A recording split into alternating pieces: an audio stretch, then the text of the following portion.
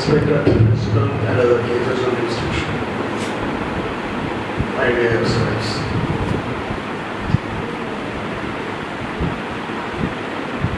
we are here. I'm really happy to be here with you for what you call lecture. But I don't take it as a lecture. Don't take it as a lecture or a class. I just wanted to share my thoughts with you on a very important topic. One is the greatness of our constitution. The other is the aim to result of a criminal prosecution. Okay? How a criminal case is born originates.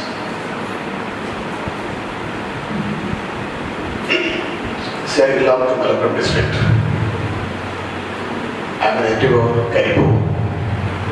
My house is just 5 kilometers away from the Karipu airport, and taken the crop line distance, it is only 2 kilometers.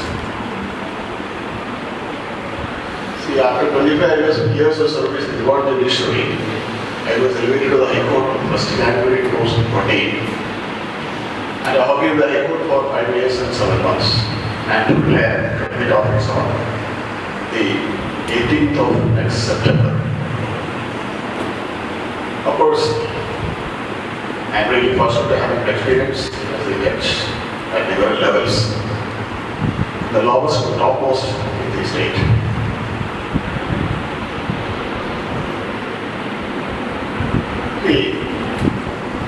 There are so many things which you are proud of.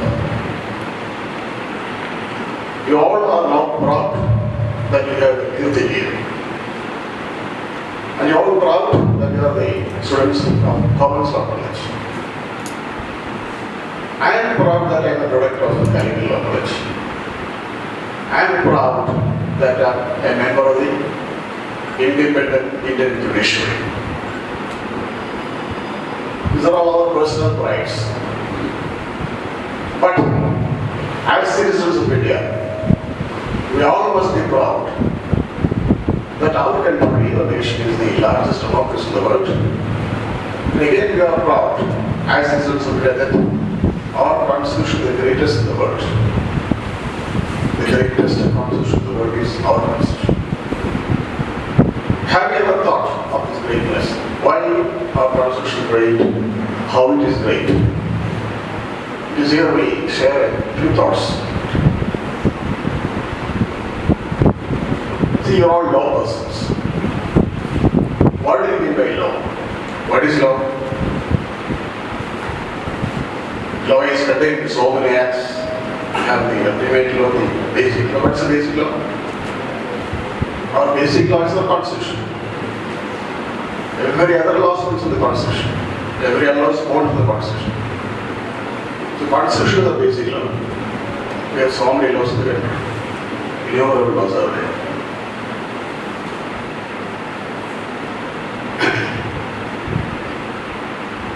Have you ever thought of this? Constitution. How is it great? Just think about the preamble of the Constitution.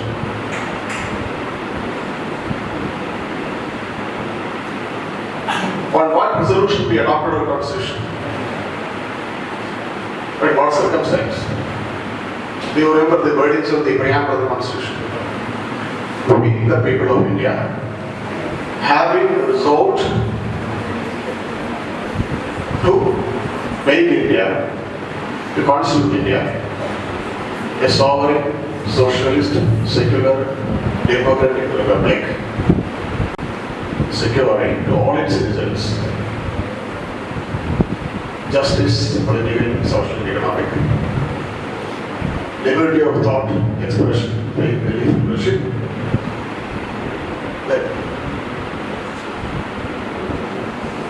then to secure, to ensure, protect the dignity and integrity of every individual and the nation.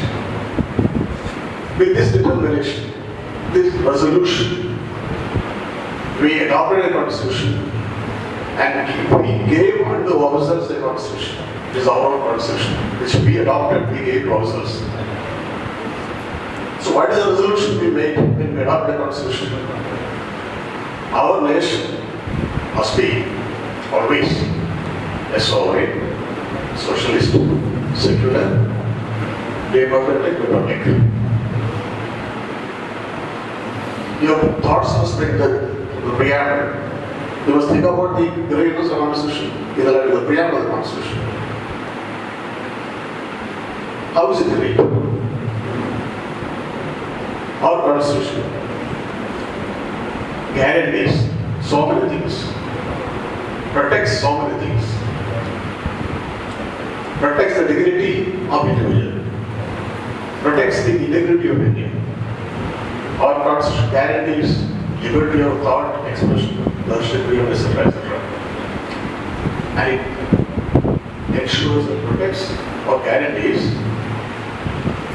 political, social, and economic justice to all citizens. You must have read Part 3 of the Constitution, dealing with fundamental rights. See, what is special regarding fundamental rights? Have you ever thought of it? Is it something for ourselves? Or is anybody other than Indian citizen benefited by the fundamental rights? Okay, no. Fundamental rights not the matter of law.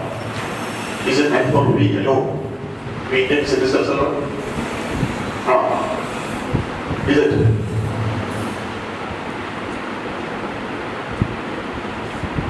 See, preamble. We the people of India, having resolved to make India, constitute India, so and so is the republic, securing justice, so and so to all, freedom of thought expression, belief in the sun to all citizens. But there are certain fundamental rights available to non-citizens also. What are these rights?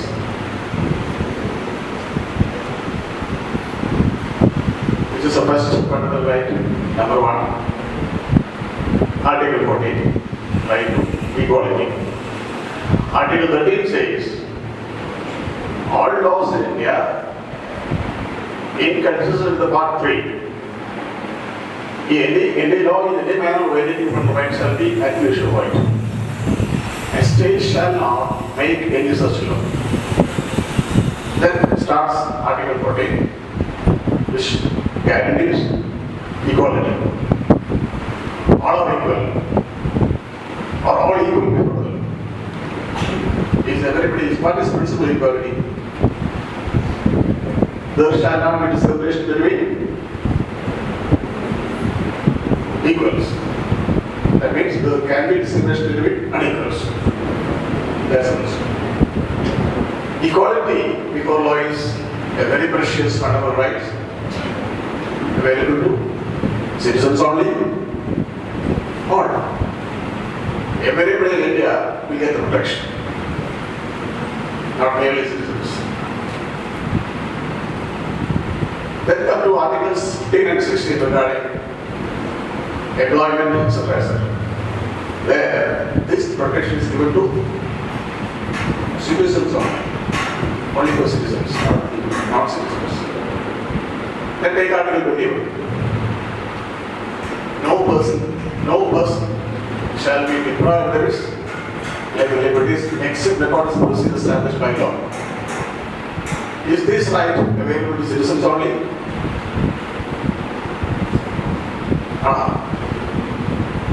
Suppose a foreigner comes here, a non-citizen is there, a foreigner comes here. Is he entitled to protection? Article 21. See the wordings. In some articles we can see citizens. In some articles we can see persons. So wherever the word person appears, you can see that right is available to all persons, including non-citizens. If the wording is citizens, that right is available only to citizens. So this is one greatness of our Constitution, that our Constitution guarantees certain fundamental rights to non-citizens also. That is one. Okay, our part is Article 32.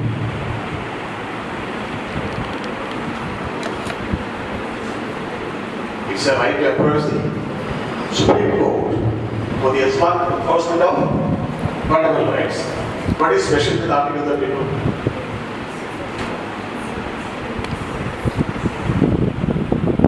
We have Article 226 must have right, dealing with right jurisdiction of High Court. We can approach the High Court for any sort of writ, for the enforcement of fundamental rights, or for other purpose also. Like Article 226, Article 32 dealing with Supreme Court. What's the difference between 226 and 32? Both deal with jurisdiction. One is that of Supreme Court, the other is High Court. What is special about Article 32? It is a fundamental right. Part of Part 3. So the Article 32 is part of Part 3 as a precious fundamental right. Another greatness. Then what else? What do you think about judiciary in India? Is it free? Is it free? Independent? We are proud that our judiciary in India is independent. No external forces can control us. We are free, absolutely free in our own ways. So we are proud that our judiciary, you're all part of the judicial system when you become professionals. So our judiciary is a very independent setup. Are you not proud? That is also one of the greatest things of Constitution. So many things are there. Then, how about the amendment powers in the Constitution? Have you read Article 38? Amendment of Constitution. Can the Parliament amend or modify any portion of the Constitution, any article, in any manner? Is it possible? Parliament can amend the Constitution. Parliament has the powers under Article 368. But can the Parliament amend the Constitution in any manner as they like? No. Why? Why is not possible? Constitution authorizes the Parliament to make laws. Making law includes amendment of Constitution. But why can't the Parliament make such amendments as they think, as they wish? Why not? Because our Constitution has a basic structure.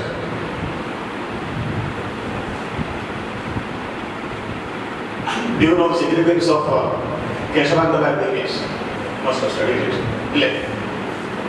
973, Keshavanta Bharati. What is the significance?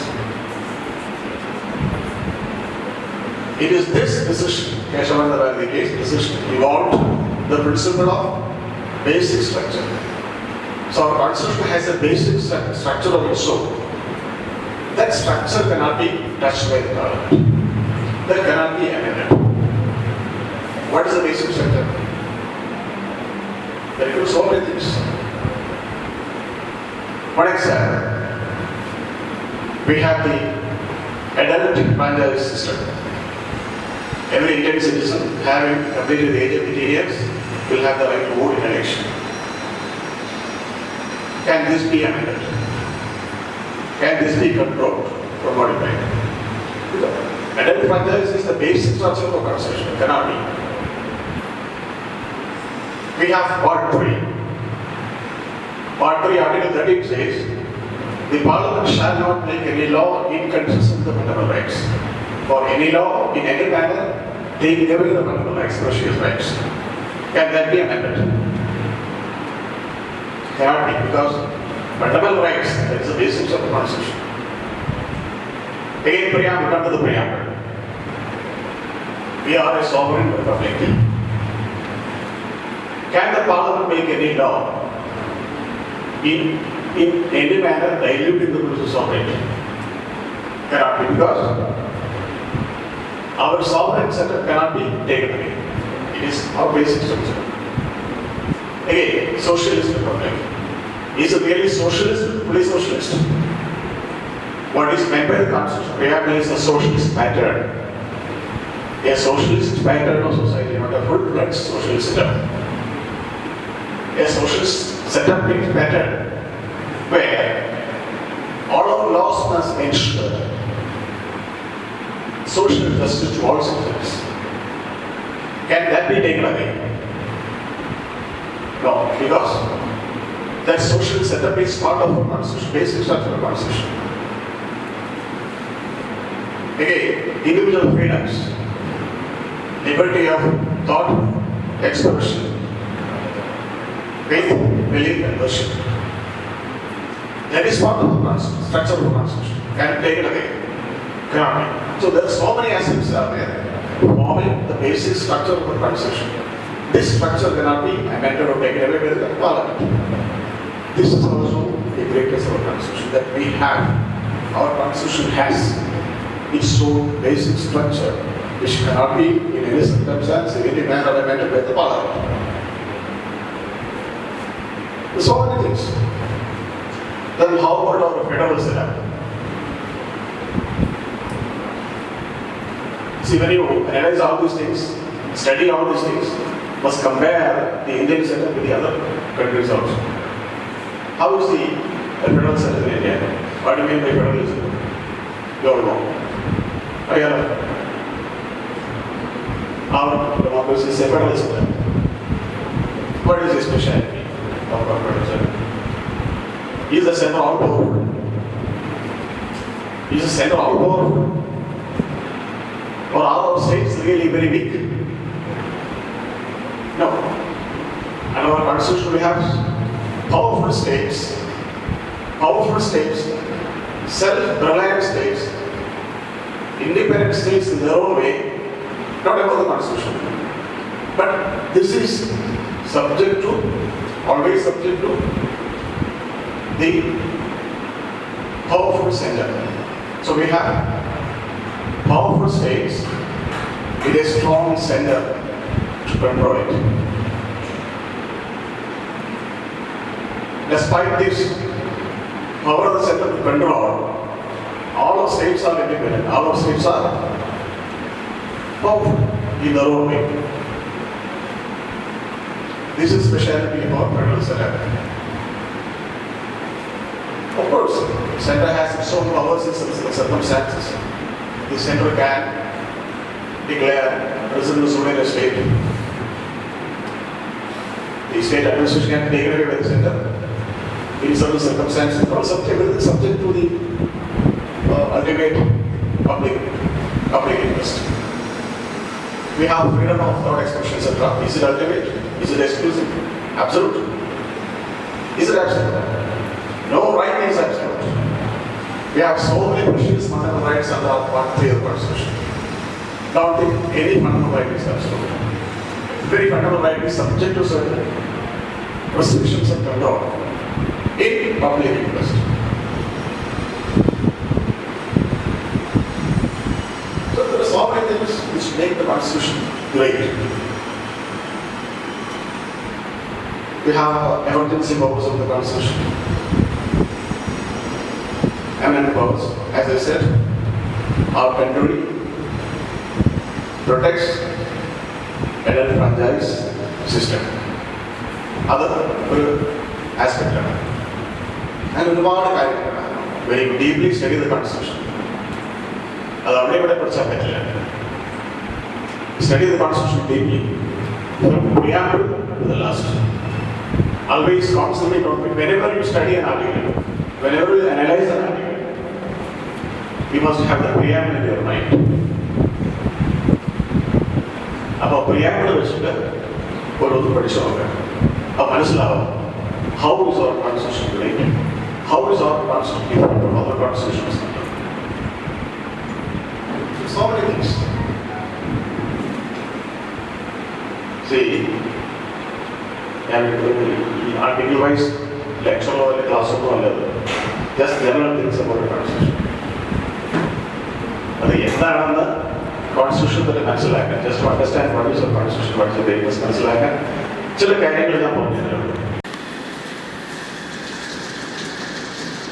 See, Article number 19.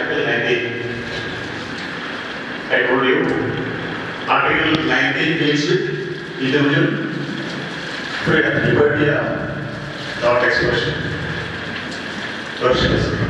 Liberty, not liberty, not personal, other terms. Liberty of thought expression. Every Indian citizen has a right to think freely, express freely. He has liberty to go anywhere in India. He has liberty to practice any trade or profession in India. This is right. Not always subject to control by the resolutions, the corporate university. We have the laws to control it. In the law dealing with the information. So every freedom is subject to control. The public interest. Okay, then. I am going to keep doing this another then come to other subject. The eighth result of the criminal prosecution. How a criminal case is born, how it ends.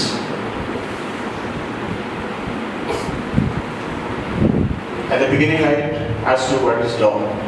In the law, you have studied many laws, you have seen many acts. Play. I have studied the basic law of the Constitution also.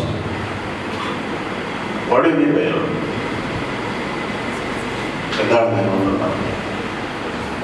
നിയമം മാത്രമല്ല അല്ലേ എന്താണത്?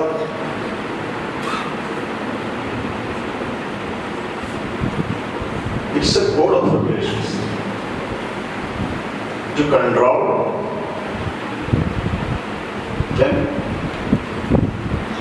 to regulate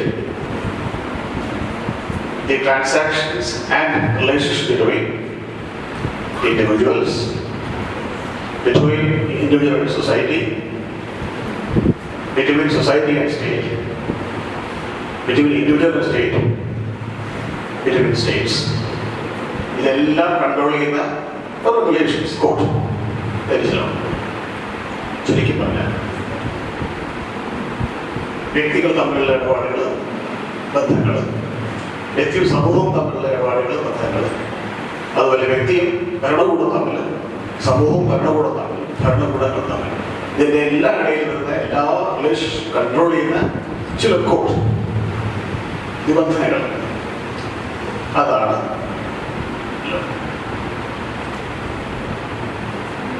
come to the criminal side. We have so many laws. Civil laws ഉണ്ട്, criminal laws ഉണ്ട്. ഇന്ന് ഞാൻ പറയുന്നത് about the criminal prosecution. അതിൻ്റെ പ്രയാണം, ഒരു criminal prosecution, criminal കേസിൻ്റെ പ്രയാണം എങ്ങനെയാണെന്നുള്ളത് പഠിച്ചിട്ടുണ്ടാവും. CRPC പഠിച്ചില്ലേ? പഠിച്ചല്ലേ CRPC, Code of Criminal Procedure, 73. എങ്ങനെയാണ് കേസ് ഉണ്ടാവുന്നത്, അതെങ്ങനെ പ്രൊസീഡ് ചെയ്യുന്നത്, എങ്ങനെ അവസാനിക്കുന്നത്, അതൊക്കെ നമുക്ക് പ്രൊഫഷനിലേക്ക് വരുമ്പോൾ ആവശ്യമില്ല. ഇപ്പോൾ അതിന് ആവശ്യം തോന്നില്ല, പ്രാധാന്യം തോന്നില്ല. But will come to the profession as lawyer, ഇത് വെരി ഇമ്പോർട്ടൻറ്റ്. അത് അറിഞ്ഞിരിക്കണം. എങ്ങനെയാണ് ഒരു കേസ് ഉണ്ടാകുന്നത്, എങ്ങനെയാണ് പ്രൊസീഡ് ചെയ്യുന്നത്, എങ്ങനെ അവസാനിക്കുന്നത്. I think you all have opted the law out of your gain interest. ആണല്ലോ അല്ലേ? Always keep up this keenness and passion. Only that will make you a successful lawyer, successful professional. അപ്പോൾ ആ ഒരു keenness, ആ ഒരു passion മനസ്സിലുണ്ടെങ്കിലേ professional നമുക്ക് വിജയിക്കാൻ സാധ്യതയുള്ളൂ. നേരെ പോക്കിൽ പഠിക്കരുത്, ആർക്കോ വേണ്ടി ദൈവം പഠിക്കരുത്. Must be for yourself, out of your passion and keenness, the subject. See, my father was a mathematician. He mainly joined the first group of the degree with hope that he will become an engineer.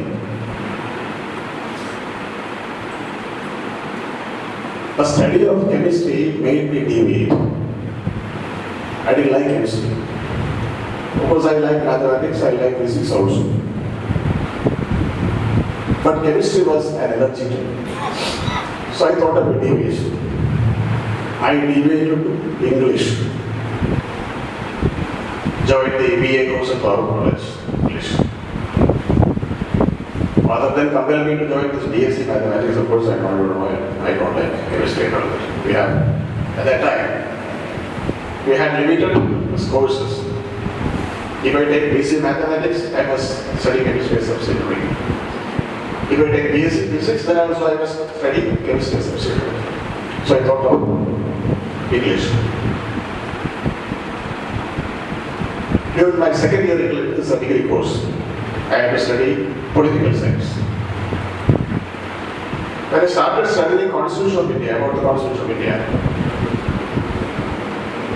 I became very much interested in law, Constitution and all that. I even started writing articles on law and Constitution when I was a student of second year BA. And then Kolikkodu published in one of the lawyers. That time, three articles. When I was a student of second year BA, articles Sahitya, English, constitutional aspects, name of the my interest in law. When I was a student of BA. Of course, that continued. Became a passion for me, law and constitution. My professor of political science also advised me to go for law. And he advised me, you must become a constitutional expert. Of course, I know that is my advice. And then I completed my BA. Then, next choice. My father advised me to go for MA English. I said, no, I want LLB. The father advised, you take first MA, then also you can go for LLB. I want to take MA first. I declined. Without the knowledge of my father, I secretly went to the government law college, met the principal and asked him, sir, can I get admission to the LLB course? Professor Leagal was the principal at that time. He just looked at me. How much marks you have for BA course? So I said, this much is mark. Of course, there is possibility. I was happy. And I got selection also. But that's the way I came to the profession. I tell you because this must be your passion also. Don't study law for others. Don't study law for academics alone. Of course, if you want to become a graduation, okay. If you want to come to the profession of law as a lawyer, or as a law person, of course, you must have that passion in you, that keenness in you. Otherwise, don't spoil your years.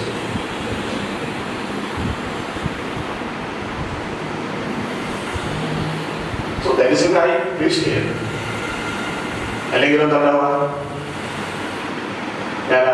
The MA കഴിഞ്ഞ് പുറത്തിറക്കാവുന്ന സമയത്ത് ഞാൻ MAക്ക് പോയിരുന്നെങ്കിൽ ആ MA കഴിഞ്ഞ് പുറത്തിറങ്ങുന്ന സമയത്ത് ഞാൻ predegree പഠിച്ച PSMO കോളേജിൽ ഒരു ഇംഗ്ലീഷ് ലെക്ചർ ഒഴിവ് നികത്താണ്ട് കിടക്കും. അതൊരു മുസ്ലിം കോട്ടയം. ഞാൻ പഠിച്ചിരുന്നെങ്കിൽ എനിക്ക് ഞാനിപ്പോൾ എവിടെയെങ്കിലും ഒരു കോളേജിലോ ഒക്കെ ചെയ്ത് കയറിയത് സുഖമായി ജീവിക്കുന്നുണ്ടോ? But because I deviated from my usual path and deviated, I came to law. I became a lawyer. Again, I got selection to the judicial service. And for 25 years jobbing in the government ministry, then I went to the High Court. Now I am the High Court judge, and I am the office as the High Court. Again, I don't know.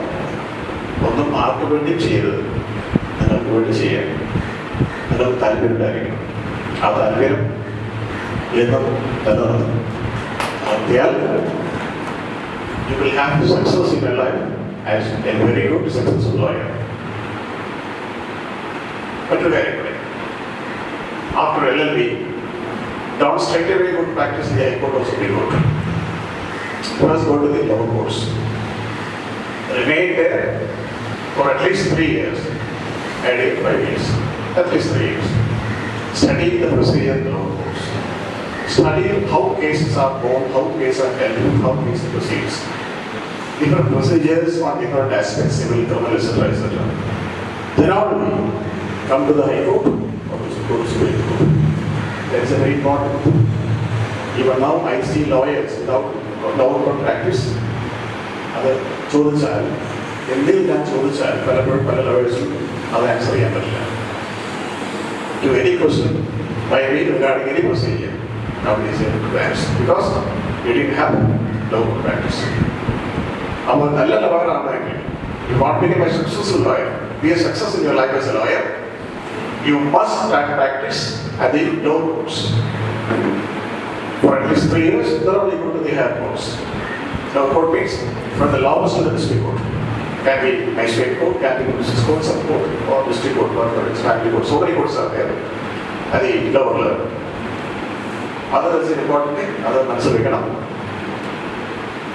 കഴിയുന്നതും പ്രൊഫഷനിലേക്ക് വരാൻ നോക്കാം. Professional ഒരുപാട് avenues are there. ഇപ്പോൾ you can enter the judicial service also. നിങ്ങൾക്ക് നല്ല കഴിവും ആഗ്രഹവും ഉണ്ടെങ്കിൽ you can enter the judicial service also. There is another option. Now come to the other aspect. How is a criminal case formed? How does it start? Have you heard of FIR? What is FIR? That is expansion. First, information statement is the expansion of FIR. My question is, what is FIR? FIR, first information report. Ready answer. There is only expansion of FIR. What is FIR?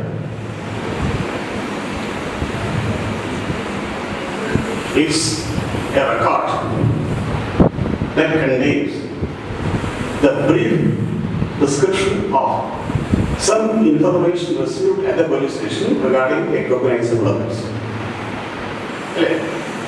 ഒരു cognisable ഓഫൻസിനെ പറ്റി ഉള്ള ആദ്യ പരാതി ഒരു information ആണ് എന്ത് FIR. First information report, that is the first report regarding a cognizable offense received at a police station. അതിലെ എങ്ങനെ കേസ് തുടങ്ങുന്നത്? How the case starts with how a criminal case starts with an FIR. If the police case അല്ലെങ്കിൽ starts with a complaint directly filed before the court. Usually, in all circumstances, a criminal case starts with an FIR. FIR, the police action എടുക്കുന്നില്ലെങ്കിൽ if the police declines action, of course the complainant may go directly to the court to file a complaint there. Now come to the FIR. First step is FIR. Then what follows? What is cognizable offense? I told you FIR is the first report or the first statement containing an information regarding a cognizable offense received at a police station. What is cognizable offense? Cognizable offense means, cognizable case means a case or offense where the police can arrest without warrant. അപ്പോൾ cognizable offense information ആണെങ്കിലേ FIR ചെയ്യാൻ പാടുള്ളൂ. അല്ലെങ്കിൽ they can record the information anywhere registered FIR അല്ല. Report to court, obtain the sanction of the court for investigation, the police investigation. അത് വേറെ. അപ്പോൾ ഒരു FIR കിട്ടിക്കഴിഞ്ഞാൽ FIR രജിസ്റ്റർ ചെയ്ത് കഴിഞ്ഞാൽ അടുത്ത പടി എന്താണ്? നെക്സ്റ്റ്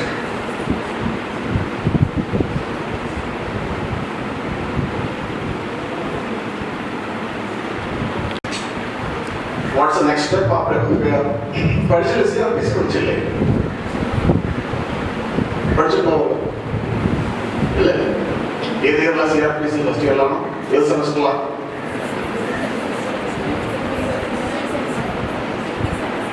എത്തിലേക്ക് പോകണോ CRPC?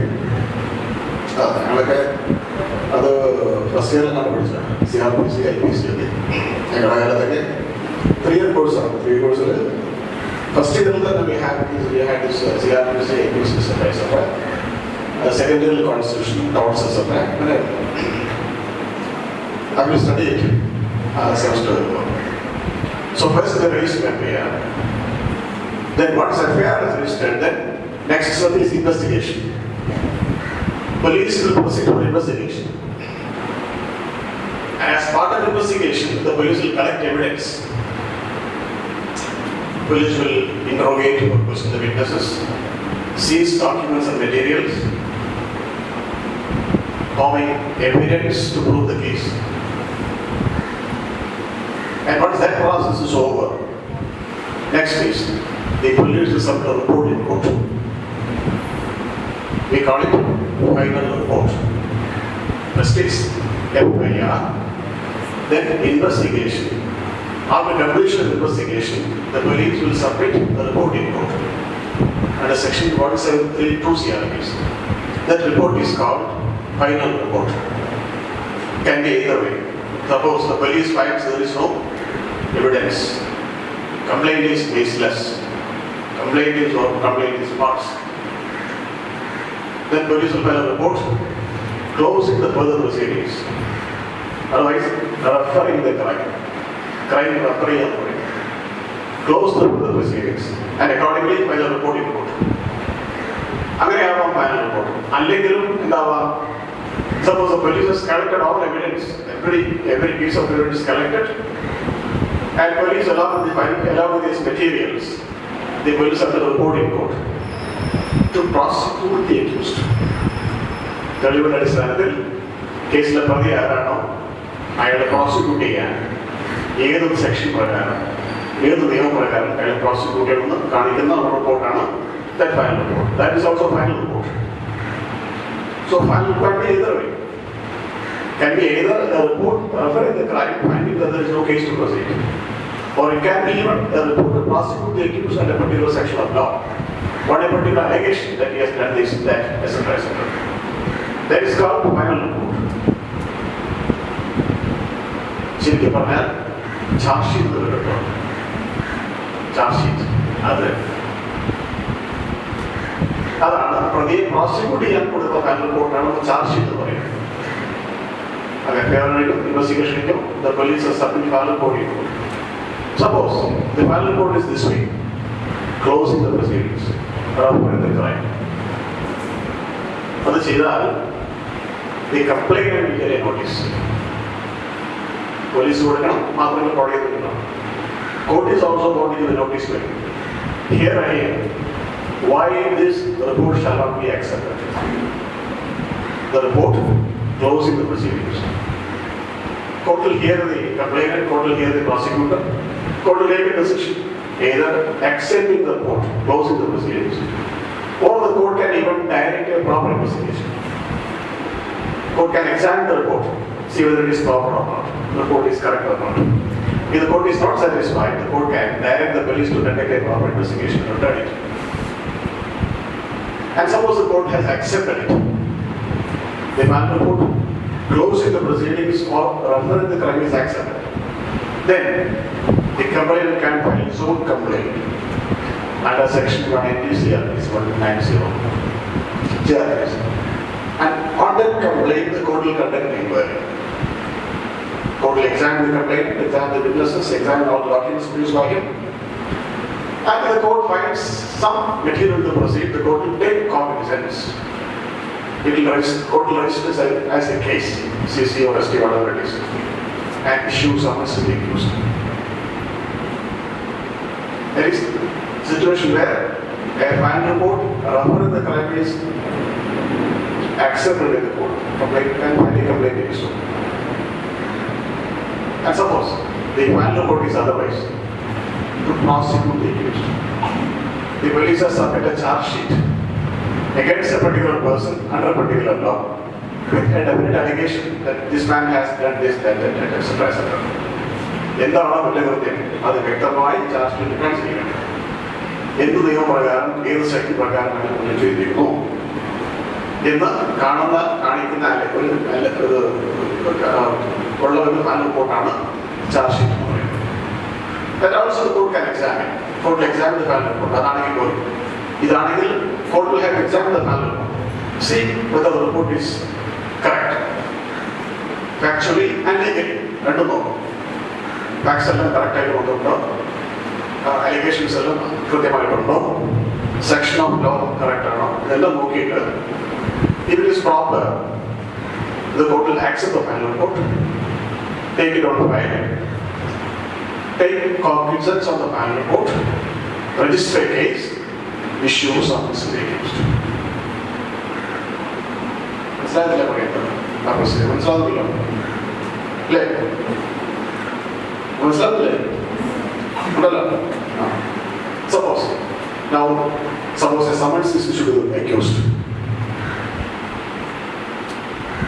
Accused on getting summons will appear in court. He'll apply for bail if he is not already on bail. ചില കേസുകളിൽ ഒരു മെയിനബിൾ ഒഫൻസ് ആണെങ്കിൽ അയാൾ ഇൻവെസ്റ്റിഗേഷൻ സമയത്ത് ബെയിൽ എടുക്കേണ്ട ആവശ്യമില്ല. അറസ്റ്റ് ചെയ്തതിന്റെ പേര് കോടതി police station police officer can release him on bail. His arrest always a must. ആണോ? ഏതൊരു കേസിലും പ്രതിനെ അറസ്റ്റ് ചെയ്യണമെന്നോ? നിങ്ങൾ കേൾക്കാറില്ലേ പത്രത്തിൽ പുറമെ പ്രതിയെ അറസ്റ്റ് ചെയ്തില്ല, പ്രതിയെ പോലീസ് അറസ്റ്റ് ചെയ്തില്ല. എന്ത് ഒഫൻസ് ആണെങ്കിലും ജനങ്ങൾ വിളിച്ച് പറയും പ്രതിയെ അറസ്റ്റ് ചെയ്തില്ല. ആവശ്യമുണ്ടോ? വേണം. പ്രതിനെ എല്ലാ കേസിലും പ്രതിനെ അറസ്റ്റ് ചെയ്യുന്നുണ്ടോ? എപ്പോഴാണ് അറസ്റ്റ് വേണ്ടത്? എപ്പോഴാണ് പ്രതിനെ അറസ്റ്റ് ചെയ്യുന്നത്? എന്തിനാണ് പ്രതി അറസ്റ്റ് ചെയ്യുന്നത്? എന്തെല്ലാം കാര്യങ്ങൾക്കാണ് അറസ്റ്റ് ചെയ്യുന്നത്? അല്ലെങ്കിൽ എന്ത് സാധനത്തിൽ അറസ്റ്റ് വേണ്ടാന്നൊക്കെ. അപ്പോൾ ഏതൊരു കേസിലായാലും ശരി, whatever the offence, arrest is not a must. നിർബന്ധമായിട്ടും അറസ്റ്റ് ചെയ്യണമെന്ന് എവിടെയും പറഞ്ഞില്ല. എപ്പോൾ അറസ്റ്റ് ചെയ്യാം? ഇതൊരു ഇൻവെസ്റ്റിഗേഷൻ ആണ്. ഞാൻ ഇൻവെസ്റ്റിഗേഷൻ ഇപ്പോൾ പറഞ്ഞില്ലേ, ആ ഇൻവെസ്റ്റിഗേഷന്റെ ഭാഗമായിട്ട് അറസ്റ്റ് വരുന്നത്. പ്രതി സ്ഥലം വിട്ട് പോകാൻ സാധ്യതയുണ്ട്. There is possibility of him absconding or fleeing from justice, and thereby he will obstruct the process of trial. അങ്ങനെ എങ്ങനെ അറസ്റ്റ് ചെയ്തിട്ട് നമ്മുടെ കസ്റ്റഡിയിൽ വെക്കാം, ജാമ്യത്തിൽ വെക്കാം ചെയ്യാം. അല്ലെങ്കിൽ his interrogation is absolutely necessary to collect evidence. അന്വേഷണത്തിന്റെ ഭാഗമായിട്ട് the police feels that his interrogation is necessary, and without interrogation police cannot collect material. For example, a person has committed offense. He stabbed B with a dagger. That dagger is not committed. He has concealed this somewhere. The accused has concealed the weapon somewhere. The police wants to recover it. Nobody knows where it is. Only the accused knows where it is. The police will have to question him. And on questioning, he may reveal where it is. Police can recover it at his instance. So there is a circumstance where the arrest of the accused is necessary because he will have to be interrogated. Then another circumstance, if not arrested, the accused may threaten the witnesses, may interfere with the process of investigation. He may torpedo the process of investigation. His presence may adversely affect the investigation. In those circumstances also, accused can be arrested. Suppose the police finds his interrogation is not necessary. He is very poor fellow, he is not going to threaten anybody. He is not leaving, he is going to leave it or leave the state. He will be there always. Should he be arrested? Should he be arrested? A poor man, a very poor fellow, who will not go anywhere, who will not abscond, who will not vanish from the locality, who cannot in any manner interfere in the process of investigation, who cannot in any manner threaten or intimidate the witnesses. And the police finds it not necessary at all to question him. Of course, he has done something. He has done an offense, committed an offense. Should he be arrested? So arrest is not a must always.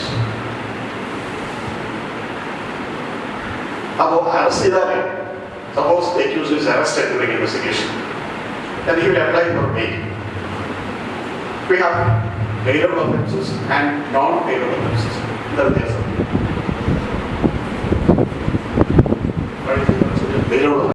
How will you know whether an offence is bailable or not? Generally, it is dealt with in the schedule of the CRPC. Although IPC offence, other schedule comes with bailable or non-bailable. We have scheduled whether offence suppose the offence comes under some other law. All offences IPC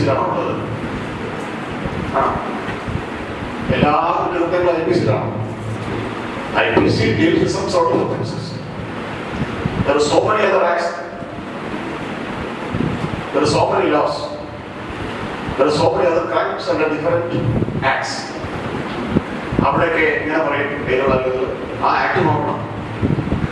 Whether the particular offence is made bailable or not bailable. Come to the residuary clause in the CRPC schedule.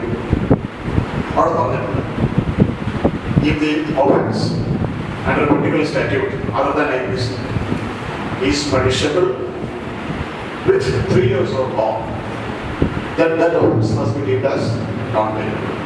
Otherwise, bailable. The offence bailable generally from CRPC.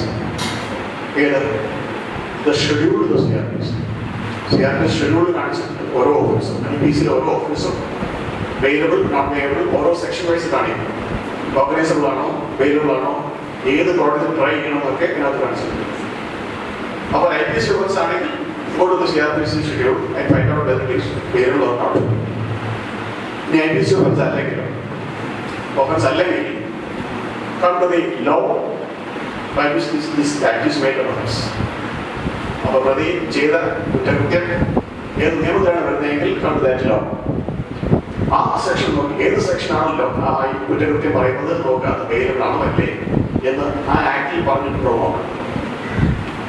Act whether the offense is bailable or not. CRPC, again come to CRPC, last portion. Dealing with offences under other statutes. And if the offence is punishable with imprisonment for 3 years and upwards, above is not bailable, otherwise bailable. If an accused is arrested during investigation, he will be produced in court. If the offence is bailable, even the police can release him on bail. In certain circumstances. Otherwise, if an approach the court, will get bail also because bail is a right. If the offence is bailable. But if it is not bailable, can the accused seek bail as a right? No. This is a court's problem, court's discussion. Court will examine the case. Court will examine the final report and the materials. See what is the allegation against them. Then also the court examines whether this person will vanish. Whether this person will threaten the witnesses if he is released. Whether this person will in any manner obstruct the investigation if he is now released.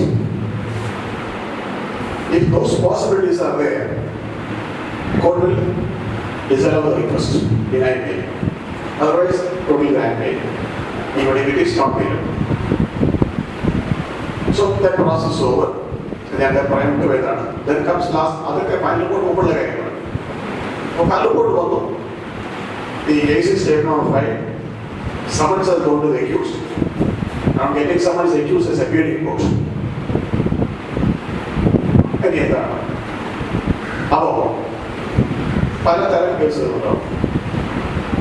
summons case, warrant case instituted on police report and otherwise. Warrant case. Sessions case. Categories. If you have summons any other procedure depends upon the type of the case.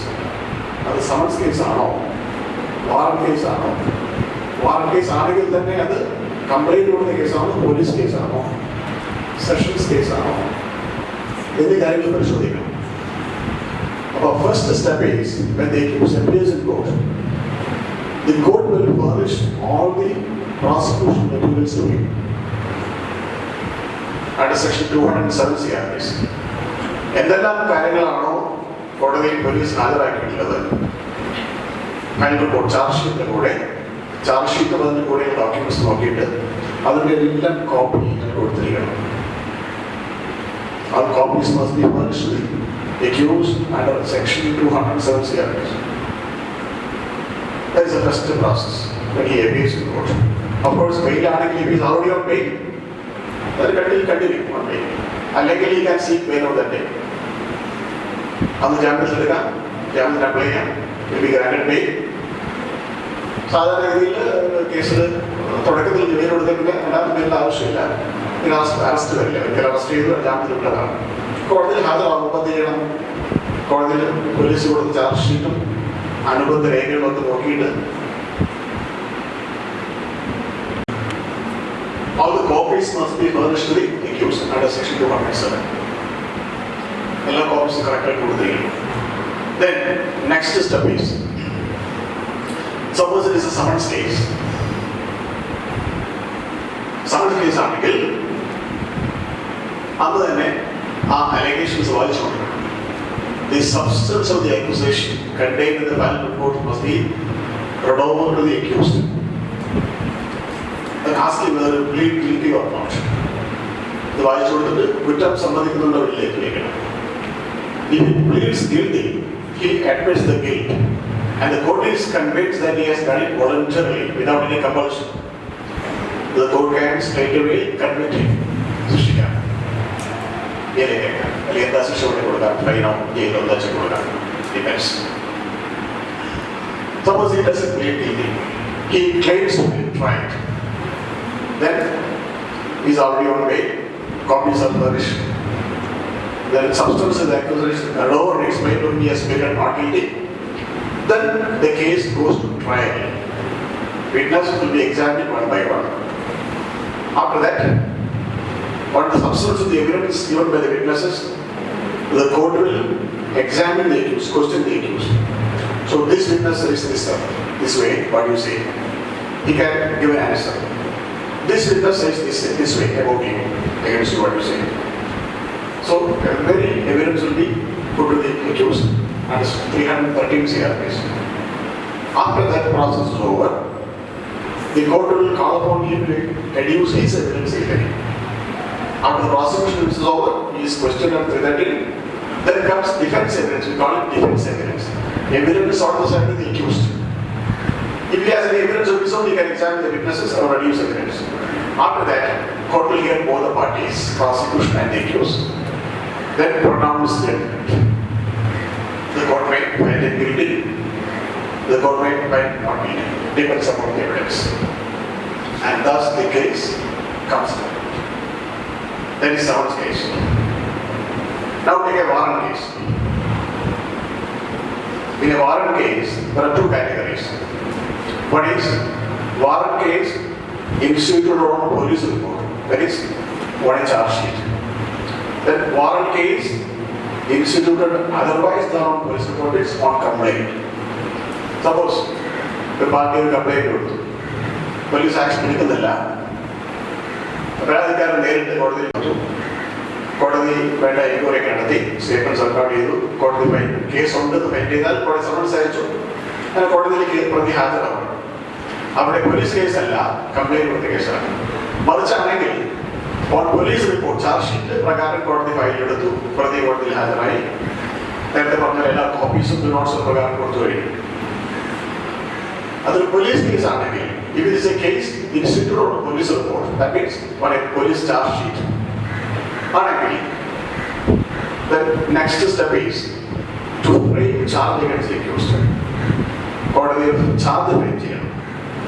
Examining, after examining the final report and materials in support of the final report, പ്രതിക്കെതിരായിട്ട് കേസ് ഉണ്ടോ, proceed ചെയ്യാൻ മാത്രം case ഉണ്ടോ, ഈ charge ഷീറ്റിലും മറ്റു കാര്യങ്ങളിൽ അടങ്ങിയിരിക്കുന്ന allegations, whether these allegations constitute a definite offense. ആ അലിഗേഷൻസ് ഒന്നും ഒരു ഒഫൻസിന് റെഫറൻസ് ക്രിയേറ്റ് ചെയ്തില്ലെങ്കിൽ, മേക്കപ്പ് ചെയ്തില്ലെങ്കിൽ, the court can discharge him, thereby he is made free.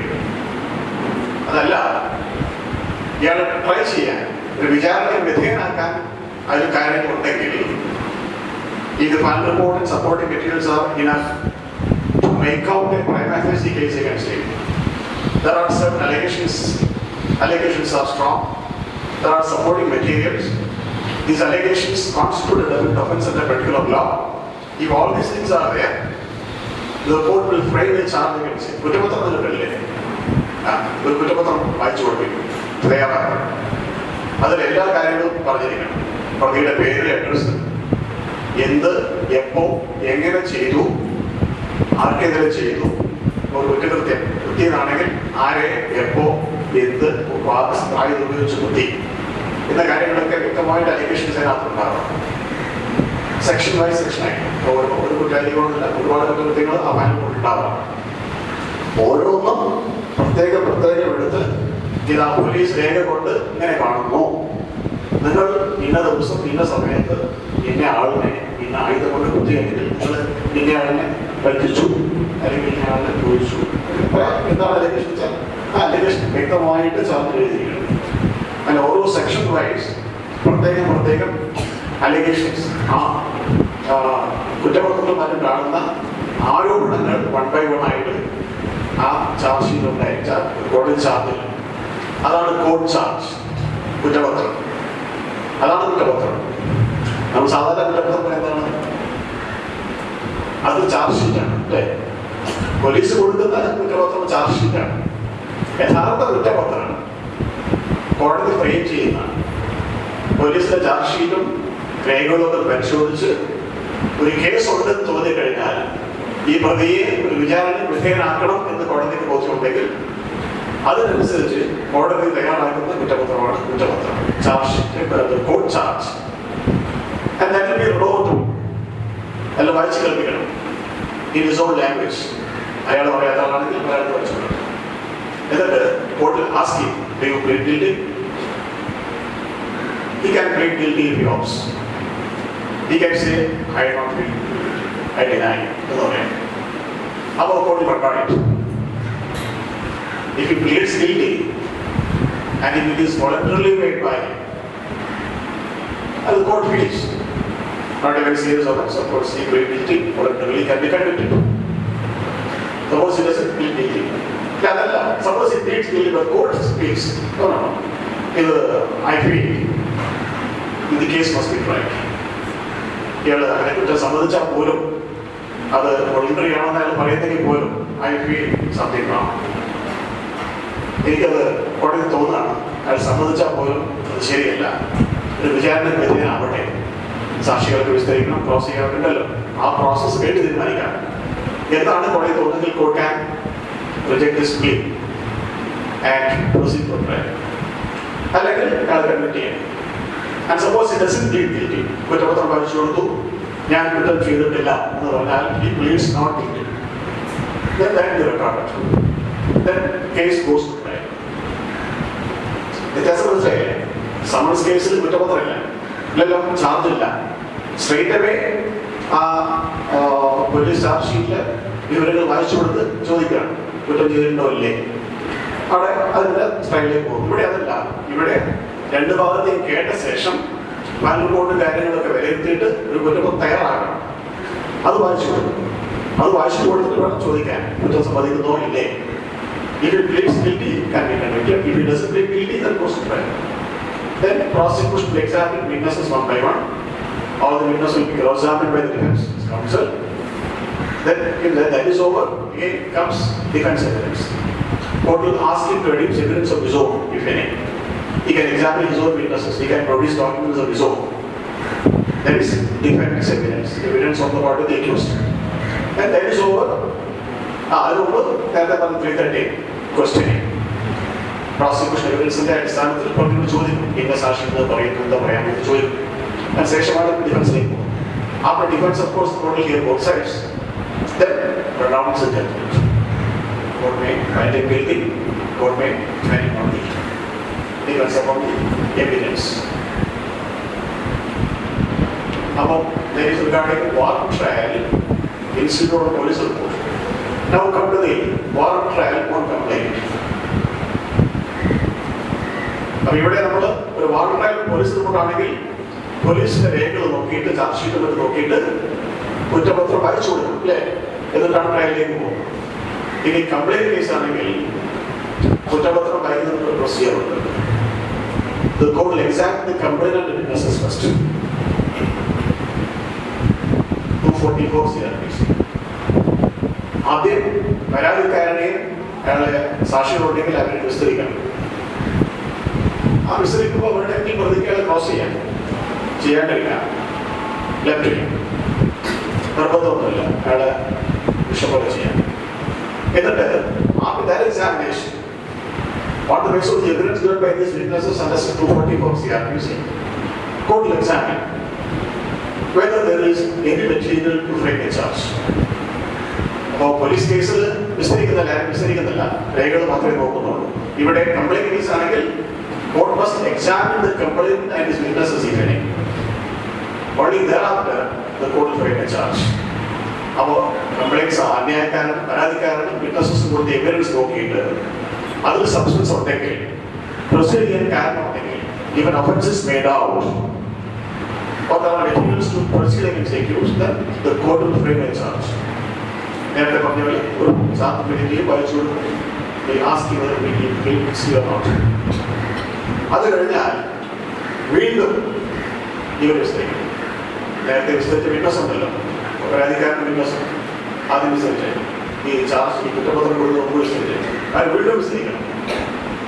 അപ്പോൾ വീണ്ടും വിസ്തരിക്കുമ്പോൾ വീണ്ടും ക്ലിയറെ ക്രോസ് ചെയ്യാം. അപ്പോൾ ആദ്യ തവണ ക്രോസ് ചെയ്തില്ലെങ്കിലും ഈ രണ്ടാമത്തെ തവണ പ്രതിക്കാരുടെ ക്രോസ് എസ്റ്റാബ്ലിഷ് ചെയ്യാം. അതോടുകൂടി എവിഡൻസ് കംപ്ലീറ്റ് ആവുന്നത്. ഫസ്റ്റ് എവിഡൻസ് കംപ്ലീറ്റ് അല്ല. That is only for the purpose of framing charge. അത് ട്രയൽ അല്ല. ട്രയലിന്റെ ഭാഗമാണെങ്കിൽ ഫയൽ ട്രയൽ അല്ല. അത് ഒരു കുറ്റപത്രം വായിക്കാൻ സ്കോപ്പ് ഉണ്ടോ, ഇയാളുടെ പേരിൽ കുറ്റപത്രം തയ്യാറാക്കാനുള്ള സ്കോപ്പ് ഉണ്ടോ, മെറ്റീരിയൽസ് ഉണ്ടോ എന്ന് പരിശോധിക്കാനാണ് ആദ്യം പരാതിക്കാരുടെയും സാക്ഷികളെ വിസ്തരിക്കുന്നത്. ഉണ്ടെങ്കിൽ ഒരു കുറ്റപത്രം ഫ്രെയിം ചെയ്യാം, ഇല്ലെങ്കിൽ ഇത് കോർട്ട് വിൽ ഡിസ്ചാർജ് അവിടെ ഉടനെ ഉണ്ടായിരിക്കും. ട്രയൽ ഇല്ലാണ്ട് വിട്ടേക്കും. ഉണ്ടെങ്കിൽ കുറ്റപത്രം വായിച്ചു കഴിഞ്ഞാൽ വീണ്ടും നേരത്തെ വിസ്തരിച്ച ആളുകൾ വീണ്ടും വിസ്തരിക്കണം. പിന്നെ നേരത്തെ വിസ്തരിക്കാത്തവരുണ്ടെങ്കിൽ അങ്ങനെ വിസ്തരിക്കാം. ആ പ്രോസസ് കണ്ടിന്യൂസ്. അത് കഴിഞ്ഞിട്ട് നേരത്തെ പറഞ്ഞ evidence is closed, again the court will question the accused under 313 CRPC. അപ്പോൾ ഓരോ വിറ്റ്നസിന്റെയും എവിഡൻസ് ഇതാണ്, ഇന്നയാൾ ഇതിനെ പറ്റി പറയുന്നു, നിങ്ങൾ ഇന്നത് ചെയ്തു, നിന്റെ കാര്യം ചെയ്തു, നിന്റെ സാക്ഷ്യം പറയുന്നു, എന്താ പറയുന്നത് പറയാം, സമ്മതിക്കുന്നു, അല്ലെങ്കിൽ സമ്മതിക്കുന്നില്ല, ശരിയല്ല എന്ന് പറയാം. അത് കഴിഞ്ഞ് വീണ്ടും പഴയപടി ഡിഫൻസ് എവിഡൻസ് കഴിഞ്ഞു, ആർഗ്യുമെന്റ്സ് കഴിഞ്ഞു, കോർട്ട് പ്രൊനൗൺസ് കേസ് അവസാനിച്ചു. അതാണ് പറയാം. ഇനി there is another category, sessions cases. Sessions cases നേരത്തെ പറഞ്ഞു, സമ്മൻസ് കേസ് കൊണ്ടു, warrant case, institute of police report കൊണ്ടു, warrant case, institute complaint, 3 categories. നാലാമത്തെ കാറ്റഗറി സെഷൻസ് കേസാണ്. Dealing with offences exclusively triable by court of session. Magistrate കോടതിക്ക് അധികാരമില്ലാത്ത കേസുകൾ. ഈ ഏറ്റവും താഴെ കിടന്ന കോടതി ഏതാ? ഒരു ക്രിമിനൽ സൈഡില് ലോവസ്റ്റ് കോർട്ട് ഏതാ? On the criminal side, it's the lowest court, Court of Judicial First Class Magistrate. Court of Judicial First Class Magistrate. Civil ആണെങ്കിൽ Municipal Court. Above that sub court. Criminal ആണെങ്കിൽ First Class Magistrate Court ആണ് first, lowest. പിന്നെ ഒരു ജില്ലയിലെ എല്ലാ first class മജിസ്ട്രേറ്റുമാരും senior ആയിട്ടുള്ള ഒരാൾ chief judicial magistrate ആവും. കുറച്ച് കൂടുതൽ അധികാരങ്ങളുണ്ടാവും. അത് പ്രധാനമായിട്ടും അഡ്മിനിസ്ട്രേഷനാണ്. എല്ലാ ക്രിമിനൽ കോടതിയുടെയും എല്ലാ ഫസ്റ്റ് ക്ലാസ് കോടതിയുടെയും administration is with the chief judicial magistrate. Sentencing power കുറച്ച് കൂടുതലുണ്ടാവും. അപ്പോൾ if the offense is not triable, if the case is not triable by the first class magistrate, it will have to be committed to the court of session. For example, 302 murder case. Murder case താഴെ കോടതി വിചാരണ ചെയ്യാൻ പറ്റില്ല.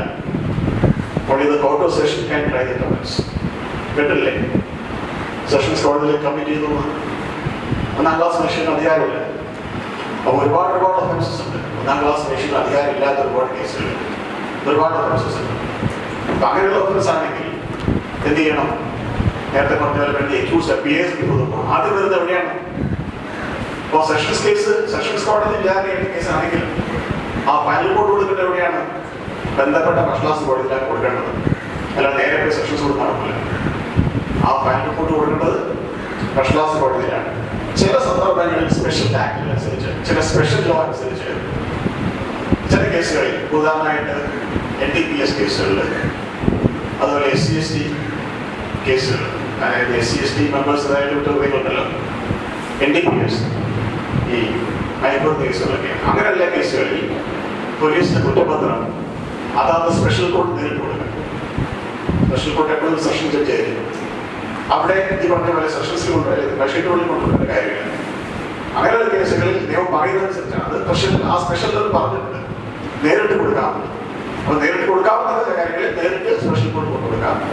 അല്ലാത്ത കേസുകളിലൊക്കെ ഈ charge sheet കൊടുക്കേണ്ടത് എവിടെയാണ്? First class machine കോടതിയിലാണ്. അത് ഓഫൻസ് സെഷൻസ് ആണെങ്കിൽ പോലും charge sheet must be produced the first class machine court. അത് കിട്ടിക്കഴിഞ്ഞാൽ കോർട്ടിലേക്ക് സമൻസ് ആയിരിക്കും. പ്രതി വന്നു കഴിഞ്ഞാൽ നേരത്തെ പറഞ്ഞ പോലെ നോട്ട്സ് CRPC അനുസരിച്ച് എല്ലാ ഡോക്യുമെന്റ്സും കൊടുക്കും. ചാർജ് ഷീറ്റും മറ്റു രേഖയുടെ കോപ്പീസ് കൊടുക്കും. എന്നിട്ട് എല്ലാം ഓക്കെ ആണെങ്കിൽ, എല്ലാ കോപ്പീസും കിട്ടിക്കഴിഞ്ഞു, പ്രതി പേരിലാണ്, പേരിലല്ലേ ശരി, എല്ലാം സാറ്റിസ്ഫൈഡ് ആണ്, എല്ലാ മെറ്റീരിയൽസ് ഫർണിഷ് ചെയ്ത് കഴിഞ്ഞാൽ എന്ത് ചെയ്യും? First class magistrate will commit the case to the court of session. എന്ന് വെച്ചാൽ ഇതങ്ങോട്ട് അയക്കുകയാണ്, എല്ലാ കാര്യങ്ങളും കൂടി അങ്ങോട്ട് അയക്കും. സെഷൻസ് കോടതിക്ക് കമ്മിറ്റ് ചെയ്യാൻ അയച്ചു കൊടുക്കാൻ, ട്രയൽ നടത്താൻ. ഇവിടെ വിചാരണ ചെയ്യാൻ പറ്റില്ല. അപ്പൊ അവിടെ സെഷൻസ് കോടതിയിൽ അത് കിട്ടിക്കഴിഞ്ഞാൽ സെഷൻസ് കോടതി നോക്കും. നോക്കിയിട്ട് ഫൈനൽ കോടതി ഞാൻ നോക്കിയിട്ട് കോൺഗ്രസ് എടുത്ത് അല്ലെങ്കിൽ ഓക്കെ ആണെങ്കിൽ കോൺഗ്രസ് തിരിച്ചു കൊടുക്കും. ആ ഡിഫക്റ്റ് ഉണ്ടെങ്കിൽ ക്യൂർ ചെയ്യാൻ പറയും. ഇല്ലെങ്കിൽ ഫൈൻ എടുക്കും. ഫൈൻ സമൻസ് അയക്കും. സമൻസ് അയച്ച് അക്യൂസ് കോടതിയിൽ വരും, സെഷൻസ് കോടതിയിൽ വരും. അപ്പോൾ സെഷൻസ് കോടതിയിൽ അത് ഒരുപാട് ജഡ്ജിമാരുണ്ടാകും. ഒരു സെഷൻസ് കോടതിയിൽ പ്രിൻസിപ്പൽ സെഷൻ ജഡ്ജ് ഉണ്ടാവാം, അഡീഷണൽ സെഷൻ ജഡ്ജ് ഉണ്ടാവാം, അസിസ്റ്റന്റ് സെഷൻ ജഡ്ജ് ഉണ്ടാവാം. അപ്പൊ അസിസ്റ്റന്റ് സെഷൻ ജഡ്ജ് എപ്പോഴും സബ് ജഡ്ജ് ആയിരിക്കും, സിവിൽ സൈഡിൽ സബ് ജഡ്ജ് ആയിരിക്കും. സിവിൽ ഭാഗത്ത് ഒരു സിവിലിന്റെ പോലുള്ളതാണ് sub judge. Sub judge criminal ഭാഗത്ത് അസിസ്റ്റന്റ് സെഷൻ ജഡ്ജാണ്. അതുപോലെ ഒരു സെഷൻസ് കോടതിയിൽ മെയിൻ സെഷൻ ജഡ്ജിക്ക് പുറമെ അഡീഷണൽ സെഷൻ ജഡ്ജിമാരും ഉണ്ടാവും. അത് ആർക്ക് വേണ്ടി ട്രൈ ചെയ്യാം. അപ്പോ പ്രിൻസിപ്പൽ സെഷൻ ജഡ്ജ് ആർക്ക് വേണ്ടി അയച്ചു കൊടുക്കാം? ഒന്നുകിൽ സ്വന്തം നിലവിൽ ട്രൈ ചെയ്യാം, അല്ലെങ്കിൽ ഏതെങ്കിലും അഡീഷണൽ സെഷൻ ജഡ്ജിക്ക് അയച്ചു കൊടുക്കാം, അല്ലെങ്കിൽ അസിസ്റ്റന്റ് സെഷൻ ജഡ്ജിക്ക് അയച്ചു കൊടുക്കാം. പക്ഷേ 10 വർഷത്തിൽ കൂടുതൽ ശിക്ഷ കിട്ടാവുന്ന കേസാണെങ്കിൽ സാധാരണഗതിയിൽ അസിസ്റ്റന്റ് സെഷൻ കോടതിയിൽ അത് ഒന്നുകിൽ സ്വയം എടുക്കും, അല്ലെങ്കിൽ അഡീഷണൽ കോടതിയിൽ അയക്കും. അത് ചെയ്യാം. എന്തായാലും ഈ വാരകയിൽ വന്നാലും പ്രിൻസിപ്പലായാലും ശരി, അഡീഷണലായാലും ശരി, അസിസ്റ്റന്റിലായാലും ശരി, ഇതുപോലെ കോടതി പ്രതി കോടതിയിൽ വന്നു. ആ കോടതിയിൽ വരുമ്പോൾ കോപ്പി എടുക്കണോ? കോപ്പി കൊടുത്തിട്ടുണ്ട്. കോപ്പീസ് എല്ലാം ഫസ്റ്റ് ക്ലാസ് കോടതി കിട്ടിയിട്ടുണ്ട് നോട്ട്സ് അനുസരിച്ച്. പിന്നെ ഒരു കോപ്പി എടുക്കേണ്ട ആവശ്യമില്ല. കമ്മിറ്റി ചെയ്ത് വന്നാൽ പിന്നെ കോപ്പി ആവശ്യമില്ല. കോപ്പിയിൽ നേരത്തെ പബ്ലിഷ് ചെയ്തതാണ്. അയാൾ കോടതിയിൽ ഹാജരായി, സമൻസ് ഹാജരായി. അടുത്ത പ്രൊസീജിയർ എന്താണ്? Examining the prosecution records, charge sheet മറ്റു രേഖകൾ നോക്കിയിട്ട് see whether there is any case to proceed, whether it contains materials to frame a charge. നേരത്തെ പറഞ്ഞ പോലെ തന്നെ സെഷൻസ് കോടതി അതെല്ലാം പരിശോധിച്ചിട്ട് ഒരു ചാർജ് ഫ്രെയിം ചെയ്യണം. എല്ലാം നോക്കിയിട്ട് കുറ്റപത്രം കാര്യങ്ങൾ നോക്കിയിട്ട് the court finds materials to frame a charge, the court will frame a charge against the accused, asking whether to plead guilty or not. സാധാരണഗതിയിൽ സെഷൻസ് ഓഫീസിൽ പ്ലീഡ് ഗിൽറ്റി ചെയ്യാറില്ല. കുറ്റം സമ്മതിച്ചാൽ പോലും കോടതികളത് അല്ലാണ്ട് ആക്സെപ്റ്റ് ചെയ്യാറില്ല. കാരണം എന്നാൽ പോലും അയാൾ വിചാരണ വിധേയനാകും. വിചാരണ കഴിഞ്ഞിട്ട് തീരുമാനിക്കാം അതിൻ്റെ കാര്യം. ബാക്കിയുള്ള procedure all witnesses are examined, then accused is questioned under 313. Again, he is required to produce evidence of his own. Then again arguments, judgment concludes. Court may convict it, court may acquit it. Other different types of criminal cases, how it starts, how it proceeds, how it ends. ചുരുക്കി പറഞ്ഞാട്ടോ, ചുരുക്കി പറഞ്ഞാൽ നിങ്ങൾ കൂടുതലായിട്ട് നിങ്ങൾ study CRPC understand എന്താണ് ഓരോ മനസ്സിലാവും. ഇതാണ് briefly regarding the progress of the criminal case from beginning to the end, from FIR to date of judgment.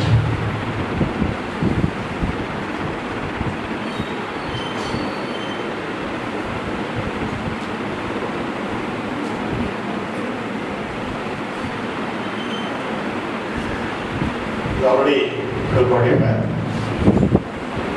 You have some time in back also, I think. I hope you all have understood what I said. Yeah. Again, about the Constitution, about everything. You put a letter, you have ideas. You have got some idea. What is our Constitution? How is our Constitution? Why it is said it is great? What is the greatness? What are the provisions? Again, adjustments like deep-mind പഠിക്കുക. അതുപോലെ ഈ criminal കേസിൽ CRPC പഠിക്കുമ്പോഴും different പ്രൊസീജിയറൊക്കെ ഇത് മനസ്സിലുണ്ടാവും. ഒരു idea മനസ്സിലല്ല പറഞ്ഞത്. അത് ആ മനസ്സിലാക്കി വെച്ചത് സ്റ്റഡി സെക്ഷൻ വൈസ് മനസ്സിലാക്കുക. ഞാൻ ഒരിക്കൽ കൂടി പറയുകയാണ്, to make you all good lawyers, to make you all good, successful, flourishing lawyers. Keep up this keenness and passion. അത് വിട്ട് കളയരുത് കേട്ടോ.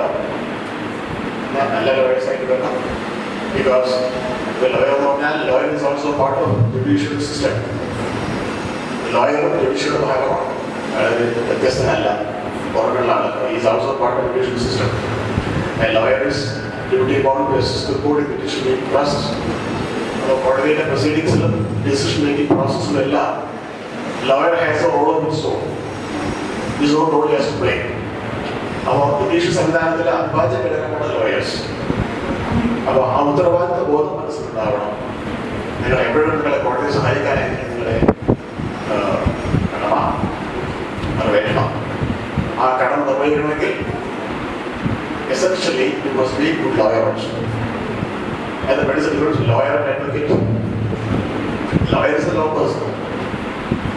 He may not practice law. He must be always well versed in law. Must be recognition. Advocate is a person who practices law. Advocate is നല്ല law ആയിക്കൊണ്ടൊന്നുമില്ല. അല്ലേ? നല്ല ബുദ്ധിയും നല്ല നാവും ഉണ്ടെങ്കിൽ very good advocate. ലോയർ എന്ന് പറഞ്ഞാൽ കുറച്ചുകൂടെ വലിയ ഒരുപാട് നിയമം പഠിച്ച് മെയിൻ കൈകാര്യം ചെയ്യുന്ന ലോയർ വലിയ ടേമാണത്. അഡ്വക്കേറ്റ് എന്ന് പറഞ്ഞാൽ ആ ഒരു ലോ ഡിഗ്രി ഉള്ള ആൾ ലോ പ്രാക്ടീസ് ചെയ്യും. Difference lawyer and advocate. ഇനി FIR എന്ന് വെച്ചാൽ പറയാം FIR പറയാം ഇല്ല. Okay, thank you all for having listened me.